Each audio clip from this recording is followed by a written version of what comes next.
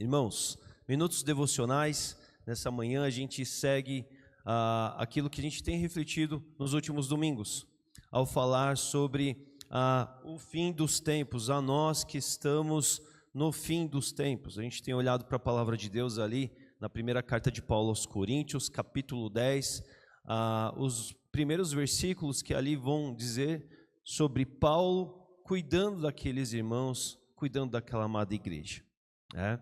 A gente vê que Paulo ele está preocupado com os crentes, com os irmãos do seu tempo, e aí ele vai à Bíblia que eles tinham naqueles dias, aos casos do passado do antigo Israel, do Antigo Testamento, ele vai a referências para orientar aqueles irmãos, e é assim que a gente tem aproveitado algumas ideias.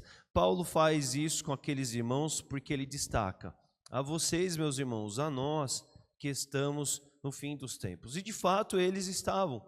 Não tardou muito tempo a partir daquela ocasião e aqueles irmãos já foram estar com o Senhor. O mesmo se aplica para nós. Nós estamos aqui hoje, não sabemos quanto tempo temos reservado a cada um de nós para essa vida. Em algum momento estaremos diante de Deus. Estamos diante do fim dos tempos, dos nossos fins dos tempos, pelo menos. E diante disso nós precisamos ter uma vida, um foco de viver o propósito de Deus como nos cabe, olhando para as referências bíblicas, e é assim que a gente tem olhado nesses domingos aqui pelas nossas manhãs, tá bem? Hoje nós vamos olhar o versículo 8 desse mesmo capítulo, que traz toda essa instrução de Paulo àqueles irmãos. Então você pode acompanhar aí comigo a sua Bíblia, celular ou na tela também, tá? Mas assim, é 1 Coríntios 10, o versículo 8. A gente deve se lembrar que nos outros domingos a gente já passou por alguns outros versículos, e o versículo 8 na NVI vai dizer assim para nós, não é Paulo dizendo àqueles irmãos, o texto bíblico diz para nós: olha, irmãos, não pratiquemos imoralidade sexual, como alguns deles fizeram. Alguns deles quem? Sempre se lembrando, Paulo está apontando para o Antigo Testamento. Paulo está apontando especialmente para exemplos da nação que deixou o Egito e transitou no deserto. Os exemplos que Paulo tem usado, nós temos visto aqui, dizem respeito àquele povo. É um povo que passou 40 anos no deserto. 40 anos é muito tempo. Em 40 anos muita coisa acontece, tanto de coisa boa quanto de coisa não boa também, não é? E aí Paulo está olhando para esses exemplos para instruir os coríntios. Então ele vai dizer: olha, não pratiquemos imoralidade sexual como alguns desses irmãos do passado lá no deserto fizeram. E em um dia só morreram 23 mil, não é? É o que Paulo vai dizer ali àqueles irmãos. Paulo está falando isso para aqueles irmãos porque eles estavam na cidade de Corinto. A gente já tem dito isso algumas vezes. Era uma cidade muito complicada, era uma cidade da qual onde se havia muita imoralidade, havia esse problema naqueles dias, e muita imoralidade ligada inclusive às práticas religiosas. Paulo precisava instruir aqueles irmãos porque muitos deles vinham de um passado muito ruim, muito pesado, e eles tinham que viver uma ruptura total, mudar de direção ao completo, e por isso que Paulo vai destacar isso àqueles irmãos, não é? Muitos deles tiveram contato, por exemplo, com os conhecidos bacanais. O que era bacanal? Bacanal era uma festa, por exemplo, a Baco, o deus do vinho, não é? O deus romano do vinho. Mas eram festas regadas a vinho, o povo se embebedava e depois de se embebedar tudo acontecia. Daí que a gente tem esse conceito moderno que está muito claro para a nossa cabeça o que se diz, não é? O que diz respeito a esse tipo de festa. Mas eram pessoas que tinham vindo do paganismo com essa bagagem e precisavam entender a magnitude daquilo que a nova proposta de vida deveria estar para eles. Então Paulo vai ensinar a gente que está lidando com esse problema da imoralidade naqueles dias, e aí Paulo cita o Antigo Testamento. Paulo cita um episódio que está lá no livro de Números, capítulo 25, em que o povo no deserto, homens do povo de Deus se envolveram com mulheres da terra que não era do povo de Deus.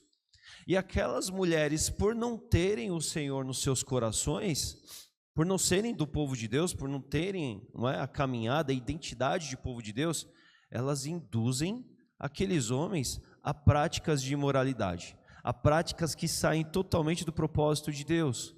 E assim como isso foi danoso lá no deserto, lá na época de Moisés, 24 mil morreram, né? O texto de Números vai nos dizer.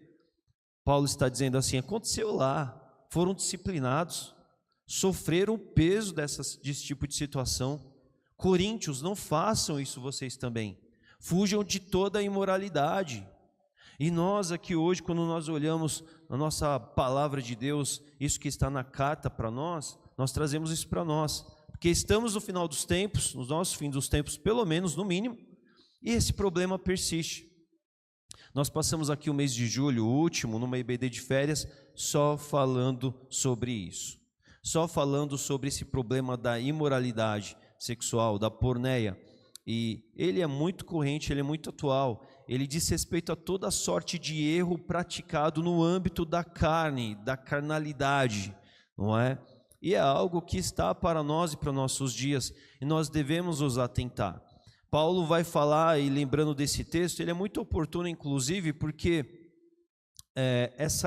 a gente deve se lembrar que Paulo fala no 8, depois de ter falado sobre idolatria no versículo 7 anterior, que nós vimos na semana passada. E a questão da idolatria está muito ligada a esse tipo de episódio, de prática, de pecado, de erro também. A gente vê que Salomão, ele teve um problema muito grande com a idolatria, porque ele se envolveu, ele permitiu que viessem ao reino do qual ele reinava muitas práticas de adoração a Deus dos quais não caberiam, mas tudo isso começou quando ele começou a firmar alianças e a se casar adoidado, né? Muitos casamentos. Isso abriu caminho para problemas na vida dele. Lá o problema, o episódio do deserto é que além da corrupção carnal que a imoralidade sempre traz, ela abre caminho para um tipo de envolvimento com pessoas que não estão no mesmo fórum, na mesma sintonia, na mesma busca de vida e de propósito de que aquele que tem o Senhor está. Então esse é o problema que a gente sempre ensina na Bíblia a falar sobre o problema do jugo desigual. Você tem pessoas que não amam ao Senhor como você ama.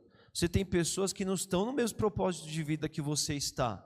Você tem pessoas que não vivem os mesmos propósitos, compromissos, e elas não vão servir ao Senhor, elas não vão amar o Senhor, elas não vão ter as mesmas prioridades de vida que você que ama ao Senhor tem.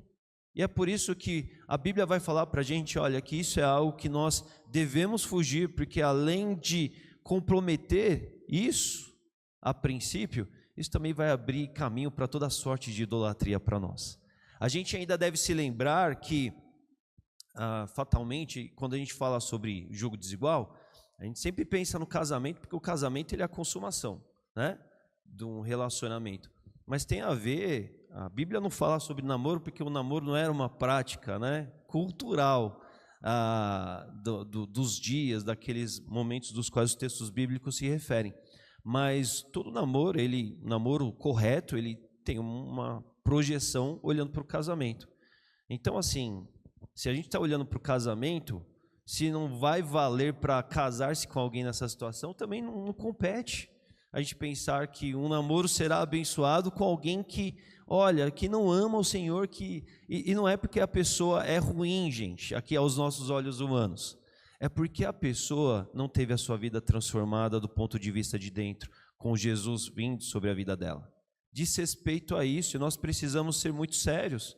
A gente não pode cobrar de alguém que não tem o Espírito Santo ações, uma vida, um propósito, um compromisso de você que tem. É injusto. Então a maneira correta de ser coerente, justa e adequada com a outra pessoa, inclusive se ela não tem ao Senhor, é respeitar ela na condição dela, e se em algum momento ela virar a realidade dela, ela se achegar ao Senhor, que bênção, ore por isso. Nós devemos orar por todas as pessoas, ore por isso. Mas enquanto ela não vive a mesma realidade que você, esse não deve ser um propósito de vida. Eu ainda concluo essa parte dizendo, o jugo desigual não é só a ver com os relacionamentos dessa natureza, tem a ver com as sociedades que nós firmamos também, não é?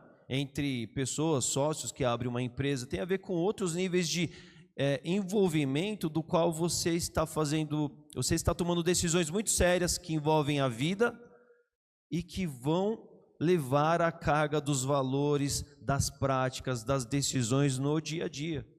Então, que sentido há, às vezes, eu ir lá e empregar meus recursos, abrir uma sociedade empresarial, corporativa com alguém que, enquanto eu estou preocupado em ser santo, filho de Deus, pagar meus impostos, ser justo com a regulação civil, tratar justamente os funcionários, eu vou me associar com alguém que não tem o Espírito Santo e que vai querer burlar o sistema, vai querer ganhar lucros ilícitos, vai querer passar por cima de tudo aquilo que ele puder para ele ter mais vantagem.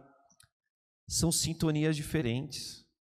E o povo de Deus precisa ter essa consciência, vivendo o fim dos tempos. Porque pelo simples fato de vivermos no antigo, no novo, vivemos isso nos nossos dias, sabemos que isso não está apenas para uma problemática do momento de Corinto, ou lá do deserto, quando houve o envolvimento lá com Baal Peor, Números 25, mas tem a ver com os nossos dias, a nós que estamos nos nossos fim dos tempos também, e nós devemos andar em total coesão com o Senhor, sua palavra, seu propósito, obedecendo a Ele e fugindo de toda a imoralidade, conforme a gente tem pensado nesses últimos tempos aqui na igreja.